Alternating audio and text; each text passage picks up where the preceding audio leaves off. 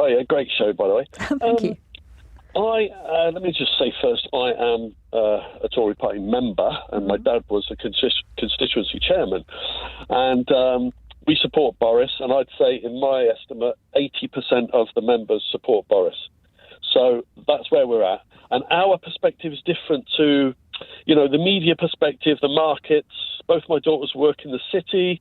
There's a lot of AI algorithms coming from abroad, tampering with the markets. Now, we can't let the markets and the media run our country. It's a democracy. We are the voters, and we support Boris. So we want Boris back, and Boris has the best chance of winning the general election next time. So Rishi's not going to win it. Rishi's not even British, in most people's opinion. He's not. He's got American allegiance. His family's American. They're Indian business people. He'll go and live in America, no doubt. He doesn't love England like Boris does. Okay. Jerry, to my knowledge, Rishi Sunak was born in the UK. He went to Winchester School, which, as you know, is a long-established public school in this country. As I understand it, he was born at Southampton General Hospital. Well, can I just say, one of my mates, I was in the military, one of my mates was born in Uganda. He's white as the driven snow, and he's English as English can be. He's not African, is he? Because he's born in Uganda. That doesn't mean anything. No, sorry, I'm just picking up I'm just picking up on the fact that you suggested that Rishi Sunak isn't British or English and doesn't love the country as much as Boris Johnson as a result. So I just want to clarify that with you, that he was born in this country, that he went to one of the country's most prestigious public schools, that he has worked, of course, in the city and then took up politics, that he is the man that many people credit through the furlough scheme, saved the economy. And you don't think that proves that he's British? Holds a green card. His wife and the family business, their fortune. His wife. Hang on. He's relinquished the green card, first of all. True, and quite rightly. He had to relinquish it. His wife is not British. She holds American citizenship. He himself is a British citizen, isn't he? Okay, lots of people are. Half of Al Qaeda are British citizens. You don't understand how. I'm so sorry. Can I just be very clear here? Because I just want to be clear that I've actually heard you correctly.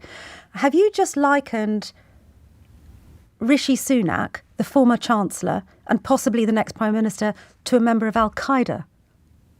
Shemaine, I'm just saying, having a British passport doesn't mean you're a true English patriot who loves England. Boris loves England, and Rishi Sunak will be decimated if he leads the Tories into the election. I'm just telling you what Tory voters believe. He will be decimated. He didn't even get barely 40% of Tory members, let alone the electorate. He'll get about 20% of the electorate. You are aware that Boris DeFeffel Johnson was born in New York, aren't you?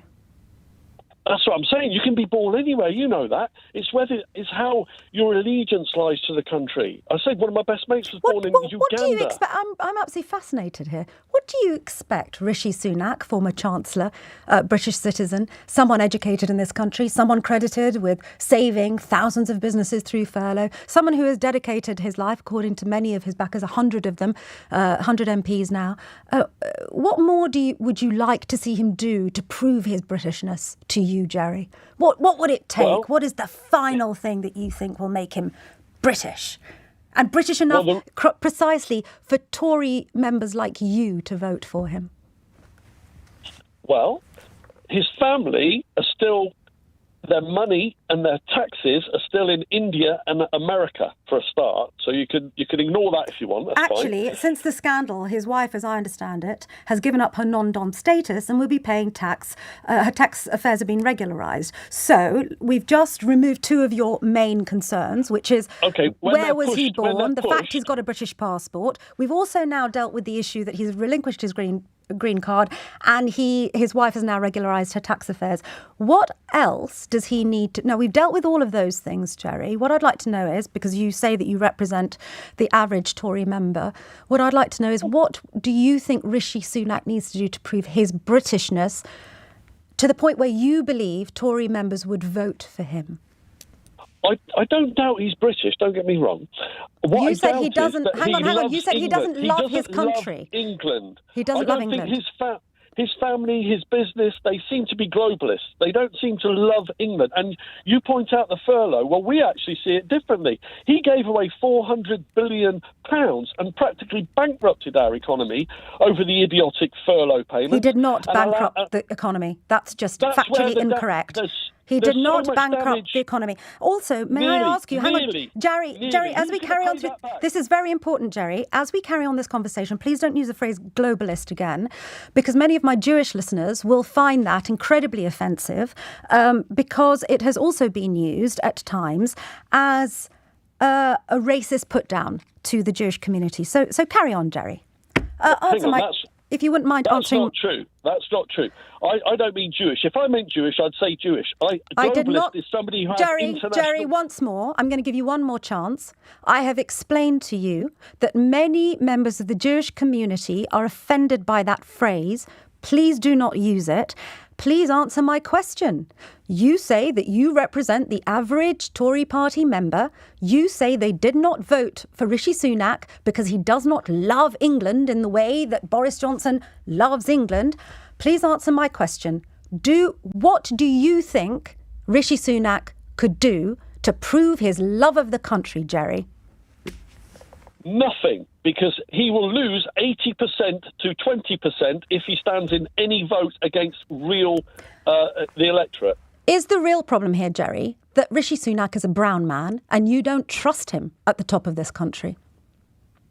Well, could you imagine him going to the Scottish Nationalists and being the Prime Minister of the Scottish Nationalists? Could you imagine me becoming the Prime Minister of Pakistan or Saudi Arabia? No, these things matter. I'm sorry you don't like it, but this is predominantly, we're talking about England, right?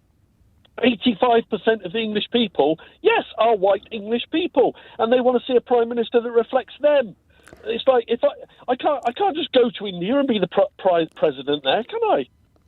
So just to be really clear here, Jerry, you, and as a self-appointed representative of Tory party members, because you say that your father was one, you are one, I don't know if your daughters are, you are suggesting a couple of things here. One, that you can only be English if you're white, and the thing that stops you voting for Rishi Sunak, should the decision go out to the membership, the thing that would stop you and other Tory party members voting for Rishi Sunak is the colour of his skin. Have I understood that correctly? No, you've completely twisted it. What I said is... I don't think I have twisted it. You have twisted it. Oh, let me tell you what I think. My reason for not backing Rishi is that he destroyed our economy in the COVID crisis. I think you're losing this argument, Jerry. I think you are fundamentally a racist. And it's absolutely fascinating to me to hear that you and other Tory party members think like this. And do you know what? I think we're going to turn this into a phone-in tomorrow. Why don't we do that? Why don't we open the phone lines? Because I'd be very interested, Jerry, to hear from more people like you. Joey in Lower